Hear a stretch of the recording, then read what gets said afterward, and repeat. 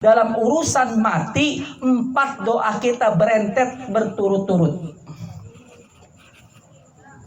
Ini menandakan bahwa urusan mati bukanlah urusan yang sepele. Urusan mati adalah urusan yang sangat amat luar biasa. Yang penting harus kita persiapkan ketika kita masih diberikan kesempatan hidup oleh Allah Subhanahu wa ta'ala.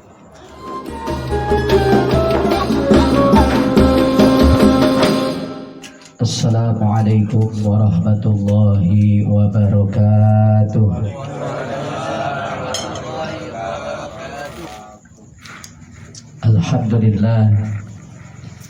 Alhamdulillahilladzi khalaqal mauta wal hayata liyabluwakum ayyukum ahsanu amala. Assalatu wassalamu ala sayyidina Muhammadin sayyidil Mustafa wa ala alihi wa ashabihi ahli sidqi wal wafa. Amma ba'du, faqad qala Allah ta'ala fil Qur'anil Karim wa huwa asdaqul qailin. A'udzu billahi minasy syaithanir rajim. Bismillahirrahmanirrahim.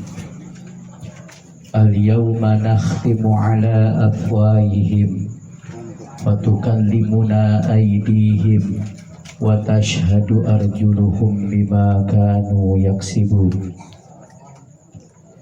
Wa qala an-nabiy sallallahu alaihi wasallam, idza mata ibnu adam inqata 'amaluhu illa min thalathin, shadaqatin jariyatin aw ilmin yuntafa'u bihi aw waladin shalihin yad'u lahu. Sadaqallah wa sadaqa Rasulullah sallallahu alaihi wasallam. Yang sama-sama kita hormati, kita muliakan Al-Mukarram wal Muhtaram, orang tua kita, Sohibul Bait, Bapak Haji Amma beserta keluarga besar. Yang sama-sama kita hormati, kita muliakan akhina fillah Al-Mukarram wal Muhtaram Al-Ustaz Imam Suharyadi SPDI. Yang sama-sama kita hormati Al-Mukarram wal Muhtaram Ustaz Nur Mufid. Yang sama-sama kita hormati orang tua kita Bapak Haji Kardiono, Bapak Joko Budiono. Juga yang sama-sama kita hormati Ketua Lingkungan, Ketua RT 05 RW 01 Bapak Jaidul Arifin beserta jajarannya. Para bapak-bapak hadirin yang hadir di kesempatan malam hari ini, semoga kita semua senantiasa dimuliakan oleh Allah Subhanahu wa ta'ala.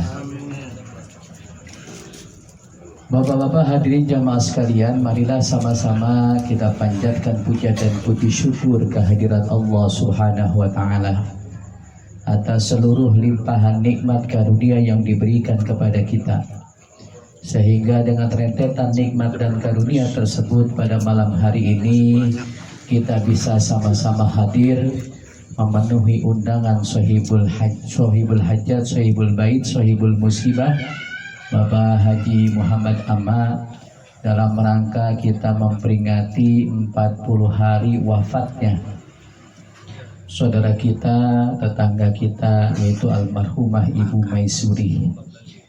Tentunya harapan dan doa kita semoga almarhumah senantiasa Allah terima semua amal ibadahnya, Allah maafkan semua kesalahannya, Allah ampuni semua dosa-dosanya, Allah lapangkan kuburnya, dijadikan kuburnya raudhah min riyadil jannah. Juga buat kita yang bisa hadir malam hari ini, tentunya kita memohon kepada Allah semoga kehadiran kita di tempat ini, duduk bersama kita di sini, seluruh rangkaian aktivitas kita malam hari ini mendapatkan ridho Allah Subhanahu wa ta'ala, sehingga apa yang kita lakukan di malam hari ini akan bernilai ibadah, dan semoga kelak di yaumil hisab dapat memperberat timbangan kebajikan kita semua. Tak lupa salawat, teriringkan salam semoga tercurah limpah kehadiran Nabi Muhammad sallallahu alaihi wasallam, juga kepada para keluarga, sahabat dan umatnya hingga akhir zaman. Bapak-bapak hadirin jamaah sekalian, berbicara masalah mati sudah sering kita dengar.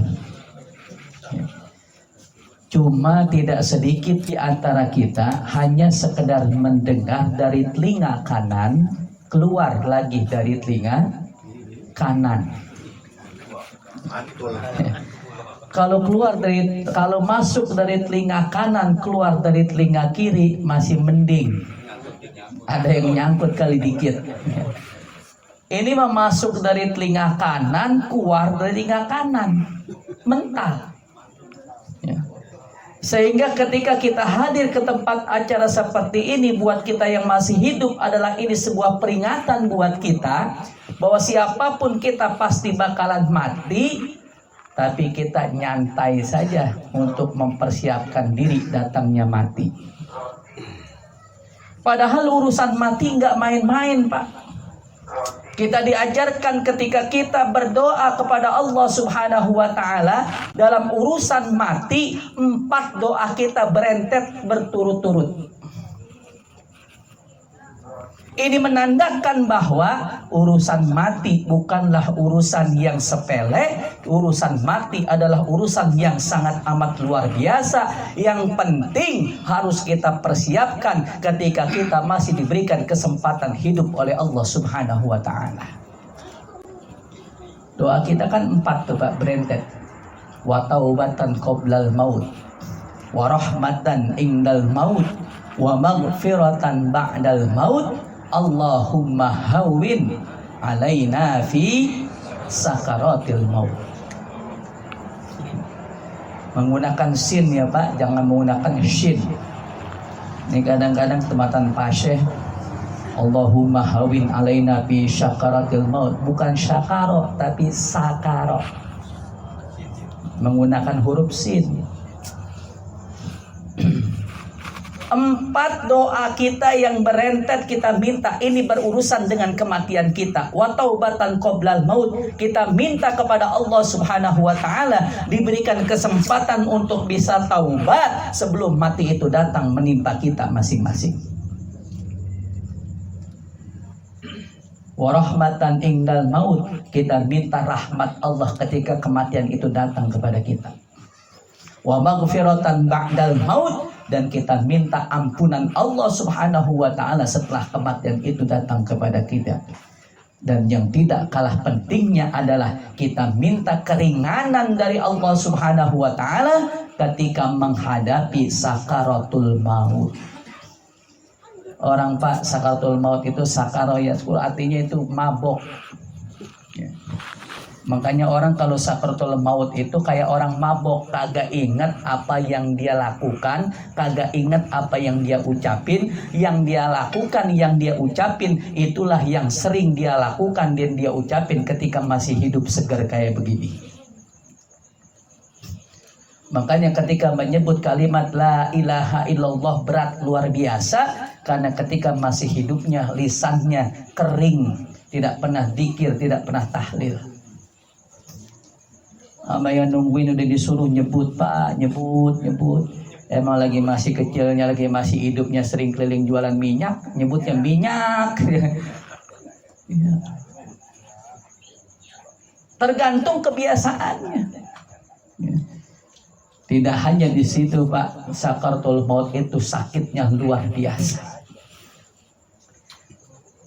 Bagi mereka yang banyak melakukan amal ibadah ketika hidupnya, bagi mereka yang ketika hidupnya taat ibadah kepada Allah Subhanahu wa Ta'ala, banyak amal solehnya, ketika sakaratul maut dicabut nyawanya oleh Allah Subhanahu wa Ta'ala dengan perantara malaikat maut, itu juga merasakan sakit. Apalagi mereka yang ketika masih hidupnya, mereka yang ketika masih sehatnya lupa dari ibadah, lupa taubat istighfar kepada Allah Subhanahu wa Ta'ala.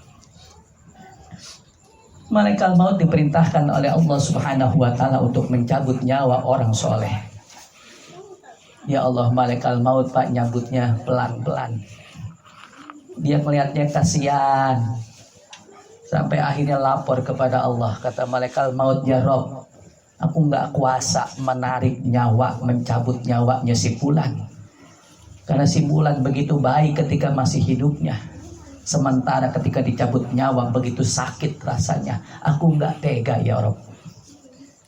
Akhirnya malaikat maut diperintahkan oleh Allah untuk mencabut nyawa si Bulan berbarengan dengan napas terakhirnya ketika dari lisannya terucap kalimat la ilaha illallah. Barang siapa yang akhir kalimatnya keluar dari mulutnya kalimat la ilaha illallah, dakhalal jannah, maka dia masuk surga, mati dalam keadaan husnul. Tapi bagi mereka yang banyak maksiatnya, bagi mereka yang bangga dengan perbuatan dosa yang dilakukan, dia tidak istighfar, tidak taubat kepada Allah Subhanahu wa taala, maka ketika mencabut nyawa tersebut, malaikat maut mencabut nyawa dari setiap pori-pori yang ada di dalam tubuhnya. Begitu sakit amat luar biasa, mata mendelik, mulut mangap, kaki semuanya tegap. Kenapa? Karena begitu sakitnya ketika sakratul maut. Sehingga Sayyidina Ali karamallahu wajhah, beliau menjelaskan kepada kita bahwa paling minimal seringan-ringannya sakit orang yang dicabut nyawanya itu bagaikan dicabik-cabik 300 kali dengan pedang. Itu sakit yang paling minimal. Makanya Pak, urusan mati ini bukan urusan sepele.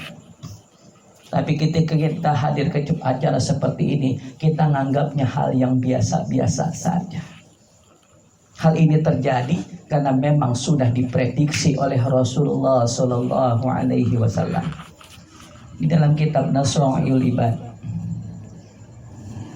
dijelaskan Rasulullah Sallallahu Alaihi Wasallam bersabda, kata Rasulullah, sayati ala ummati zamanun, akan datang suatu zaman kepada umatku. Zaman apa? Yuhibbunal khams wa yansaunal khams. Akan datang suatu zaman kepada umatku di mana mereka cinta kepada yang 5, tapi di saat yang bersamaan dia lupa dengan yang 5. Kata Rasulullah, banyak manusia akhir zaman itu yuhibbunal hayat wa yansaunal maut. Mereka cinta kepada kehidupan, tapi mereka lupa dengan kematian. Padahal kematian senantiasa mengintai kita. Al-Imam Hasan Basri, beliau adalah ulama dari kalangan tabi'in. Kata beliau, memberikan nasihat kepada kita. Yabna Adam, wahai anak Adam, anta ayyamun, engkau adalah ayam. Ya Allah, ayam ini ayam bahasa Arab, Pak. Ya ibna Adam, anta ayyamun, wahai ibnu Adam, wahai manusia, engkau adalah ayam. Ayam jamak daripada bentuk jamak dari kata yaum.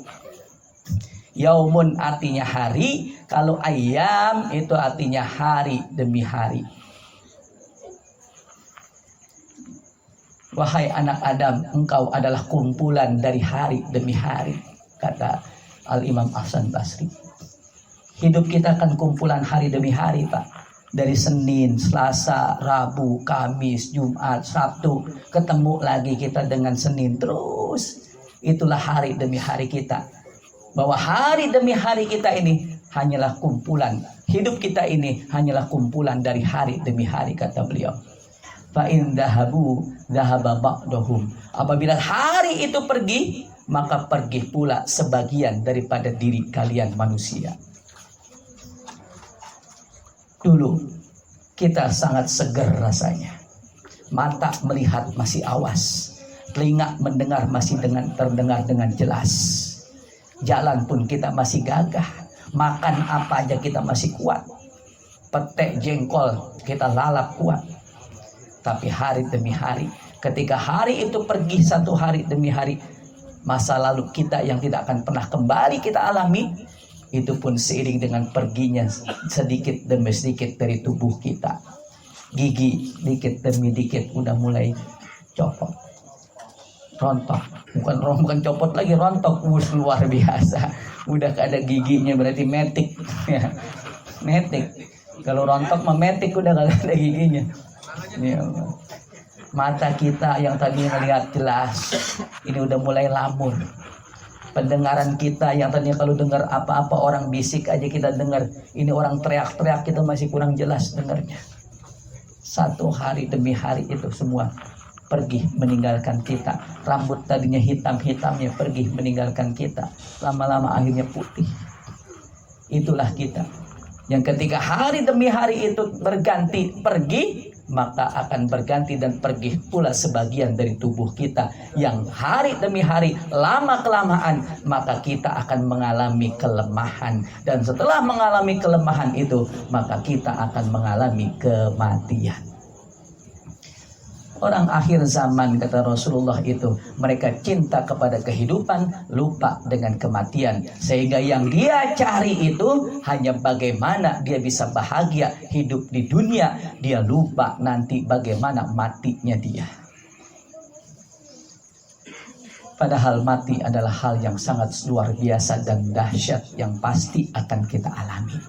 Maka mari kita cari bekal dengan sebaik-baiknya dan bekal dengan sebanyak-banyaknya. Sesuai dengan kemampuan kita, sesuai dengan porsi kita. Mari sama-sama kita berlomba-lomba fastabiqul khairat, berlomba-lomba dalam kebaikan sesuai dengan profesi dan kemampuan kita. Saya Pak Ustadz baru mampu paling baca Al-Quran sehari 1 juz, terusin. Saya Pak Ustadz paling baru bisa baca Al-Quran sehari 4 juz, terusin. Oh, bukan orang sini, bukan. Bukan orang sini. 4 juz sehari, bohong. Bukan orang sini. Ya. Saya Pak Ustadz baru bisa berinfak, bersodakoh sehari cuma 2.000, terusin. Saya baru bisa Jumatan doang Pak Ustadz, setiap Jumat saya cuma bisa 10.000, silakan. Berusaha semaksimal mungkin meningkatkan kualitas ketaatan dan ibadah kita sesuai dengan kemampuan kita masing-masing. Walaupun sedikit kalau kita laksanakan secara rutin kontinu, maka itu lebih baik di hadapan Allah Subhanahu wa Ta'ala. Karena amal yang baik itu di hadapan Allah adalah bukan yang banyak tapi berhenti saat itu, tapi adalah yang sedikit dikerjakan secara mudawamah. Sedikit dilaksanakan secara kontinu, 2.000, tapi tiap sholat datang ke masjid 2.000, sehari udah 10.000 karena sehari 5 kali sholat. Jadi yang pertama Pak, kata Rasulullah, akhir zaman itu mereka cinta kepada kehidupan, lupa kepada kematian. Yang kedua, yuhibbud dunya wa yansawnal akhirah. Mereka cinta terhadap dunia tapi lupa dengan akhirat. Dia lupa kalau ada akhirat setelah dunia ini. Dia lupa bahwa ada mati setelah kehidupan di dunia ini. Dan ada hisab, dia lupa itu semua. Yang dicari adalah dari mulai pagi sampai malam. Bahkan tidurnya pun gelisah. Yang dipikirkan adalah dunianya. Ini berarti bertolak belakang dengan doa yang diucapkannya. Padahal dalam rentetan doa kita senantiasa minta kepada Allah Subhanahu wa Ta'ala, yang Allah abadikan doa kita ini dalam Al-Quran surat kedua ayat 201. Wa minhum may yaqulu rabbana atina fid dunya hasanah wa fil akhirati hasanah. Kita minta kehidupan dunia yang hasanah, kita juga minta kehidupan akhirat yang hasanah. Tapi kita sayang 1000 sayang, cuma minta ketika berdoa, tapi dalam kehidupan kita sehari-hari, kita lebih mementingkan mengejar untuk dunia kita, tidak sedikit kita lupa dengan akhirat kita. Kalau kita kejar hanya dunia kita lupa akhirat kita, maka di ayat sebelumnya Pak, pada ayat 200-nya, Allah Subhanahu wa Ta'ala menyampaikan, wa minhum may yaqulu rabbana atina fid dunya wa fil akhirati min khalaq. Dia hanya mengejar kehidupan dunia, dia minta kehidupan dunia yang baik, sehingga mati-matian dia kejar. Walaupun dia mesti bangun pagi, berangkat pagi, pulang malam gelap, dia rela itu dia lakukan. tapi nanti di akhirat min khalaq, dia termasuk golongan orang-orang yang merugi karena apa yang dia kerjakan di dunia itu nggak bisa dia bawa untuk kebahagiaan akhiratnya. Maka bagi kita yang sekarang sudah berangkat pagi sebelum subuh kita jalan, niatkan itu untuk ibadah kepada Allah. Jangan sampai kita mengenyampingkan Allah subhanahu wa ta'ala. Allah yang memberi kita rezeki, Allah yang ngasih kita rezeki, tapi kita abaikan itu. Kita di dunia ini hanya sekedar mencari kebahagiaan dunia, sementara doa kita minta dunia hasanah, akhirat hasanah. Kalau orang sudah seperti itu, dunia yang dia kejar, lupa dengan akhiratnya, maka sekalian Allah subhanahu wa ta'ala akan menutup hatinya daripada akhirat, dan yang ada di hatinya hanyalah urusan dunia, dan dunia. Beberapa waktu yang lalu Ustadz Imam sudah menyampaikan itu bagaimana karakteristik dunia. Saya lihat di YouTube-nya. Bapak-bapak makanya yang mau lihat di YouTube-nya. Bagaimana karakteristik dunia menurut pandangan Imam Ghazali. Ya Allah Pak, dunia itu sebentar, dunia itu binasa. Tapi kenapa yang sebentar dan yang binasa itu justru yang lebih kita kejar, sementara akhirat yang kekal itu kita tinggalkan. Padahal ayatnya sering kita baca, wal akhiratu khairu wa abqa. Akhirat itu lebih baik dan lebih kekal buat kita. Dunia akan kita tinggalkan. Yang ketiga, wayuhibbunal mal wayan saunal hisab. Mereka cinta kepada harta tapi lupa dengan hisab. Ingat Pak, bahwa harta yang kita miliki akan Allah tanya dua, min aina tasabah wa fima anfaqah. Didapatkan dari mana dan dibelanjakan untuk apa. Yang keempat, yuhibbunal kusur wa yansaunal kubur. Mereka cinta kepada rumahnya tapi lupa dengan kuburannya. Rumahnya dimewahin, rumahnya dimegah-megahin, tapi untuk urusan kuburannya dia lupain. Padahal kuburannya juga perlu penerangan. Padahal kuburnya juga perlu tempat tidur yang empuk. Dengan apa? Dengan amal soleh, dengan ibadah, infak, sodako, kita sholat. Itulah yang akan memberikan fasilitas kemewahan kehidupan di alam kubur kita. Karena ketika kita dikubur Pak, kita akan dibangkitkan nanti ketika sudah datang terjadinya kiamat. Kita dikumpulkan di padang mahsyar. Sementara untuk menunggunya itu, kita diam di alam kubur, di alam barzah.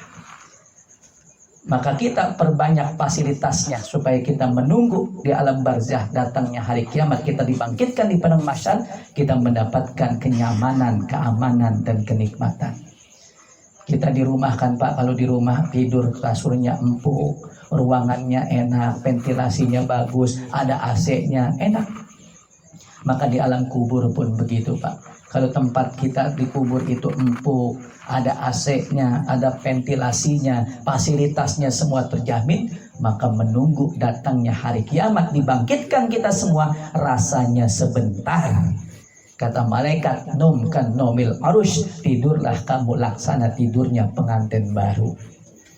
Pengantin baru itu lagi tidur malam sebentar banget Pak, malam belum sempat ngapa-ngapain karena mata baru juga ngeliat udah kukuruyuk ajan, udah dengar azan, bangun kita, apalagi tinggal di rumah mertua, malu kalau kesiangan.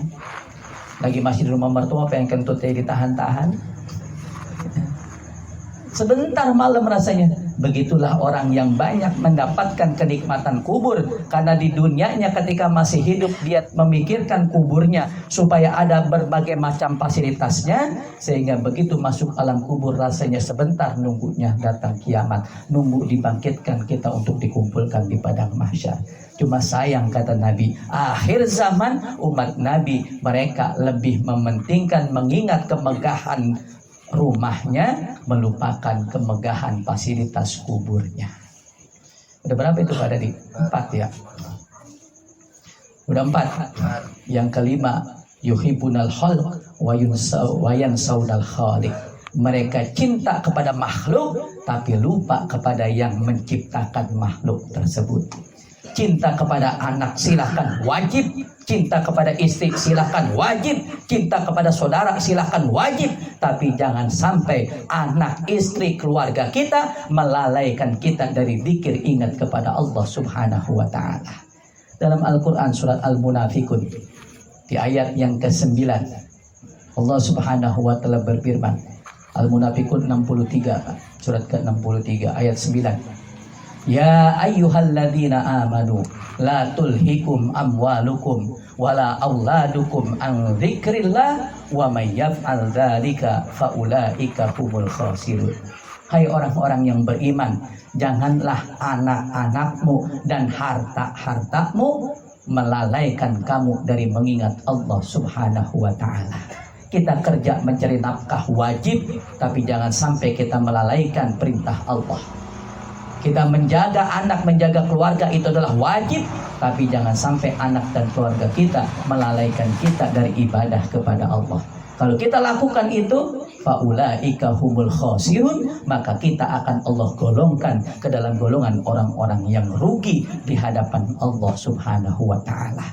Rugi di dunia aja kita rasanya kagak enak, apalagi nanti kita rugi di hadapan Allah Subhanahu wa ta'ala. Maka mari sama-sama Pak, ketika kita hadir ke acara seperti ini, peringatan ini kita jadikan sebuah pelajaran buat kita bahwa siapapun kita pasti bakalan mati menyusul almarhum, dan bekal apa yang sudah kita punya, yang sudah kita persiapkan untuk kita mendapatkan kebahagiaan di alam kubur dan juga kebahagiaan kelak di hadapan Allah Subhanahu wa ta'ala. Kuncinya adalah tingkatkan iman, tingkatkan takwa kita kepada Allah Subhanahu wa ta'ala. Maka dengan iman dan takwa yang sesungguhnya inilah kita akan mendapatkan kebahagiaan sesungguhnya kelak di hadapan Allah Subhanahu wa ta'ala, dengan Allah berikan surga dan kenikmatannya. Amin ya rabbal alamin. Al-Fatihah. A'udzu billahi minasyaitonir rajim. Bismillahirrahmanirrahim. Alhamdulillahi rabbil alamin arrahmanir rahim maliki yaumiddin. Iyyaka na'budu wa iyyaka nasta'in. Ihdinas siratal mustaqim. Siratal ladzina an'amta 'alaihim ghairil maghdubi 'alaihim waladdallin. Amin. Rabbighfir lana wa liwalidayna. Amin. Ini dapat saya sampaikan. Terima kasih atas segala perhatian. Mohon maaf atas segala kekurangan. Yang benar datangnya dari Allah, yang salah karena kebodohan saya pribadi. Mohon dibukakan pintu maaf yang seluas-luasnya. Akhirul kalam, wallahu mu'afiq ila aqwamit thoriq. Nasrun minallahi wa fathun qarib wa basyiril mu'minin. Wassalamualaikum warahmatullahi wabarakatuh.